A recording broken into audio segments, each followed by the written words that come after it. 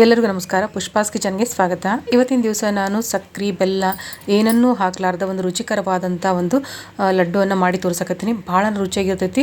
ನೀವು ಮಕ್ಕಳಿಗೆ chocolate, pizza, burger, cake ಇಂಥದ್ದೆಲ್ಲ ತಿನ್ನಿಸೋದ್ರ ಬದಲು ಇದನ್ನು ಪ್ರತಿದಿನ ಒಂದು ತಿನ್ನೋದು ಕೊಟ್ಬಿಟ್ರೆ ಹೆಲ್ದಿಯಾಗಿ ಇರ್ತೈತಿ ಮತ್ತು ರುಚಿಯಾಗಿಯೂ ಇರ್ತೈತಿ. ಬರೀ ಹಂಗಿದ್ರೆ ಇದನ್ನು ಹೆಂಗೆ ಮಾಡೋದು ಅಂತೇಳಿ ನೋಡ್ಕೊಂಡು ಬರೋಣ ಅಂತ. ಮೊದಲಿಗೆ ನಾನು ಇಲ್ಲೊಂದು ಬಾಣಲೆಗೆ 1 ಸ್ಪೂನಷ್ಟು ತುಪ್ಪ ಹಾಕ್ಕೊಂಡೀನಿ. ಒಂದು 500 ಗ್ರಾಮಷ್ಟು ಖರ್ಜೂರ ತೊಗೊಂಡಿನಿ. ಸೀಡ್ಲೆಸ್ ಖರ್ಜೂರ ರೀ ಇದು. ಇದನ್ನು ಒಂದು ಸ್ವಲ್ಪ ಜಜ್ಕೊಂಡು ತೊಗೊಳ್ರಿ. ಒಂದು ಸ್ವಲ್ಪ ಜಜ್ಕೊಂಡು ಈ ರೀತಿ ತುಪ್ಪದೊಳಗೆ ಹುರ್ಕೊಳ್ರಿ. ಇದು ತುಪ್ಪದೊಳಗೆ ಹುರಿಯೋದ್ರಿಂದ ಇದು ರುಚಿ ಚಲೋ ಬರ್ತೈತಿ. ಅದಕ್ಕೋಸ್ಕರ ಈ ರೀತಿಯಾಗಿ ತುಪ್ಪದೊಳಗನ ಹುರ್ಕೊಳ್ರಿ. ಇದು ಹುರಿತಾ ಹೋದಂಗೆಲ್ಲ ತಾನು ಕರ್ಕೊಂತ ಹೋಗ್ತೈತಿ ನೋಡಿರಿ. ಈ ರೀತಿ ಮೆತ್ತಗೆ ಹಾಕ್ಕೊಂತ ಹೋಗ್ತೈತಿ. ಇದನ್ನ ಒಂದು ಚಮಚ ಸಾಯದಿಂತ್ರ ನೀವು ಚಲೋ ತಂಗ ಅದನ್ನ ಸ್ವಲ್ಪ ಸ್ಮ್ಯಾಶ್ ಮಾಡ್ಕೋಬೇಕು. ಈ ರೀತಿಯಾಗಿ ಸ್ಮ್ಯಾಶ್ ಮಾಡ್ಕೊಳ್ರಿ. ನೋಡಿರಿ, ಈ ರೀತಿ ಸ್ವಲ್ಪ ಗಟ್ಟಿ ಹಾಕುವಂತ ಬರ್ತೈತಲ್ಲ, ಇಷ್ಟಾದ್ರೆ ಸಾಕು. ಇದನ್ನು ಒಂದು ತೆಗೆದು ಒಂದು ಬಟ್ಲದೊಳಗೆ ತೆಗೆದಿಟ್ಕೊಂಡ್ಬಿಡ್ರಿ. ನೀವು ಸ್ವಲ್ಪ ಜಜ್ಜಿ ಹಾಕ್ಕೊಂಡ್ರಿ ಅಂತಂದೆ ಅಂದ್ರೆ ನಿಮ್ಗೆ ಹುರಿಯೋದಕ್ಕೆ ಈಸಿ ಆಕೈತಿ. ಅದಕ್ಕೋಸ್ಕರ ಸ್ವಲ್ಪ ಜಜ್ಜಿ ಹಾಕ್ಕೊಳ್ರಿ. ಈಗ ಇಷ್ಟು ಮಾಡಿಕೊಂಡು ಒಂದು ಪ್ಲೇಟ್ಗೊಳಗೆ ತೆಗೆದಿಟ್ಕೊಂಡ್ಬಿಡ್ರಿ. ಈಗ ನೆಕ್ಸ್ಟ್ ಇನ್ನೊಂದು ಸ್ಪೂನಷ್ಟು ತುಪ್ಪ ಹಾಕ್ಕೊತೀನಿ ನಾನು. ಇಲ್ಲಿ ನಾನು ಒಂದು ಕೊಬ್ಬರಿ ಬಟ್ಲ ಅಂದ್ರೆ ಒಂದು ಬಟ್ಲ ಕೊಬ್ಬರಿ ಇರ್ತೈತಲ್ಲ ಪೂರ್ತಿ ಇಡೀದು ಅದನ್ನು ತುರಿದು, ಒಣ ಕೊಬ್ಬರಿ ರೀ, ಒಣ ಕೊಬ್ಬರಿಯನ್ನು ತುರಿದು ಮಿಕ್ಸಿಗೆ ಹಾಕ್ಕೊಂಡು ಬಂದೀನಿ. ಈಗ ಇದನ್ನು ಕೂಡ ಸ್ವಲ್ಪ ತುಪ್ಪ ಹಚ್ಕೊಂಡು ಚಲೋ ತಂಗ ಹುರ್ಕೋಬೇಕು. ಹುರಿಯೋದಂದ್ರೆ ಹೆಂಗೆ, ಇದು ಕಲರ್ ಚೇಂಜ್ ಆಗಬಾರ್ದು, ಆದರೆ ಇದ್ರೊಳಗಿರುವಂಥ ಮಾಯಿಶ್ಚರ್ ಎಲ್ಲ ಹೋಗಬೇಕು. ಆ ರೀತಿಯಾಗಿ ಸ್ವಲ್ಪ ಸಣ್ಣ ಉರಿ ಇಟ್ಕೊಂಡು ಇದನ್ನು ಚಲೋ ತಂಗ ಹುರ್ಕೊಳ್ರಿ. ಹುರಿದು ಇದನ್ನು ಕೂಡ ಒಂದು ಪ್ಲೇಟ್ ಒಳಗೆ ತೆಗೆದಿಟ್ಕೊಂಡ್ಬಿಡ್ರಿ. ಈಗ ಇನ್ನೊಂದು ಸ್ಪೂನಷ್ಟು ತುಪ್ಪ ಹಾಕ್ಕೊತೀನಿ. ಡ್ರೈ ಫ್ರೂಟ್ಸು ನಿಮ್ಗೆ ಯಾವ ಡ್ರೈ ಫ್ರೂಟ್ಸ್ ಬೇಕೋ ಆ ಡ್ರೈ ಫ್ರೂಟ್ಸ್ ತೊಗೊಳ್ರಿ. ನಾನಿಲ್ಲಿ ಗೋಡಂಬಿ, ಬಾದಾಮು, ಪಿಸ್ತಾ, ದ್ರಾಕ್ಷಿ ಇವನ್ನ ತೊಗೊಂಡಿನಿ. ಮತ್ತು ಮೆಲನ್ ಸೀಡ್ಸ್ ನಿಮ್ಗೆ ಯಾವುದು ಬೇಕೋ ಅದು ಡ್ರೈ ಫ್ರೂಟ್ಸನ್ನು ಇದಕ್ಕೆ ಹಾಕ್ಕೋಬೋದು. ಈಗ ಇದನ್ನೆಲ್ಲ ಒಂದು ಸ್ವಲ್ಪ ಹುರ್ಕೊಳ್ರಿ. ಗೋಡಂಬಿ ಮತ್ತು ಪಿಸ್ತಾ ಮತ್ತು ಬಾದಾಮು ಇದೆಲ್ಲ ಸ್ವಲ್ಪ ಹುರ್ಕೊಂಡು ಆದಮೇಲೆ ಮೆಲನ್ ಸೀಡ್ಸನ್ನು ಸೇರಿಸ್ಕೊತೀನಿ. ಆಮೇಲೆ ಒಂದು ಬಟ್ಲಷ್ಟು ದ್ರಾಕ್ಷಿ ಸೇರಿಸ್ಕೊತೀನಿ. ಮತ್ತು ನೀವು ಡ್ರೈ ಫ್ರೂಟ್ಸ್ ಕೂಡ ಎಷ್ಟು ಬೇಕಾದರೂ ಸೇರಿಸ್ಕೋಬೋದು. ಅಷ್ಟು ಅಂತೇನಿಲ್ಲ. ನಾನು ಎಲ್ಲನೂ ಇಲ್ಲೊಂದು ಅರ್ಧ ಬಟ್ಲಷ್ಟು ಸೇರಿಸ್ಕೊಂಡೀನಿ. ಇನ್ನೂ ಜಾಸ್ತಿ ಕೂಡ ಸೇರಿಸ್ಕೋಬೋದು. ಯಾಕಂದ್ರೆ ಇದು ಎಷ್ಟು ತಿಂದರೂ ಇದು ಹೆಲ್ದಿ ಆಗಿರ್ತೈತಲ್ಲ, ಚಲೋನು ಅನಿಸುತ್ತೆ. ನೀವು ಎಷ್ಟು ಬೇಕಾದರೂ ಹಾಕ್ಕೊಳ್ರಿ. ಈಗ ಇದನ್ನೆಲ್ಲ ಒಂದು ಪಾತ್ರೆ ಒಳಗೆ ಒಂದು ತಾಟ್ ತೊಗೊಂಡು ಎಲ್ಲದ್ರೊಳಗೆ ಹಾಕ್ಕೊಂಡು ಒಂದು ಸ್ವಲ್ಪ ಆರೋದಕ್ಕೆ ಬಿಟ್ಬಿಡ್ರಿ.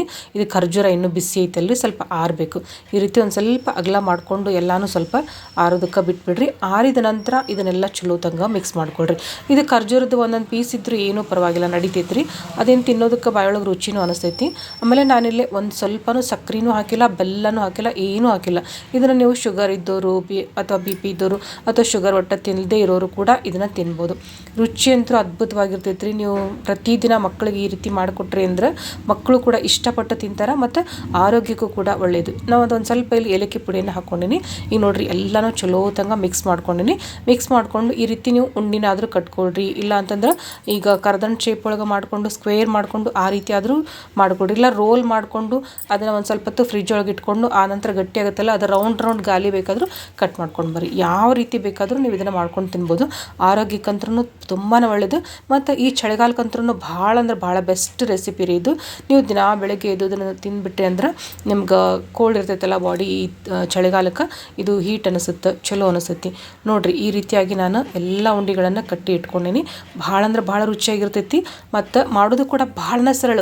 ಒಂದು 10 ನಿಮಿಷದೊಳಗೆ ನೀವು ಈ ಉಂಡಿಯನ್ನು ಮಾಡಿ ರೆಡಿ ಮಾಡ್ಕೋಬೋದು. ನೋಡಿರಿ, ಅಷ್ಟು ಇನ್ಸ್ಟೆಂಟಾಗಿ ಮಾಡಿ ನಾನು ಇದು ಉಂಡಿನ.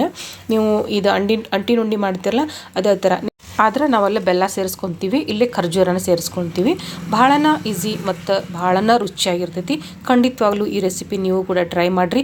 ಮಕ್ಕಳಿಗೆಲ್ಲ ನೀವು ಚಾಕ್ಲೇಟ್ ಕೊಡೋದ್ರ ಬದಲು ಈ ರೀತಿ ಒಂದು ರುಚಿಯಾದಂಥ ಮತ್ತು ಆರೋಗ್ಯಕರವಾದಂಥ ಉಂಡಿಯನ್ನು ಮಾಡಿಕೊಟ್ರಿ ಅಂದ್ರೆ ಮಕ್ಕಳು ಕೂಡ ಇಷ್ಟಪಟ್ಟು ತಿಂತಾರೆ. ಮಕ್ಕಳಷ್ಟೇ ಅಲ್ಲ, ದೊಡ್ಡವರು, ಸಣ್ಣವರು, ಮನೆಯೊಳಗೆ ಹೆಣ್ಮಕ್ಳು ಎಲ್ಲರೂ ಕೂಡ ತಿನ್ಬೋದು.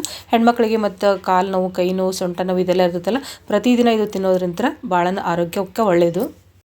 ಖಂಡಿತವಾಗ್ಲೂ ನಿಮಗೆಲ್ಲ ನನ್ನ ರೆಸಿಪಿ ಇಷ್ಟ ಆಗೈತೆ ಅಂದ್ಕೊಂಡಿನಿ. ಇಷ್ಟ ಆಗಿತ್ತು ಅಂದರೆ ಒಂದು ಲೈಕ್ ಕೊಡೋದನ್ನು ಮರಿಬೇಡ್ರಿ.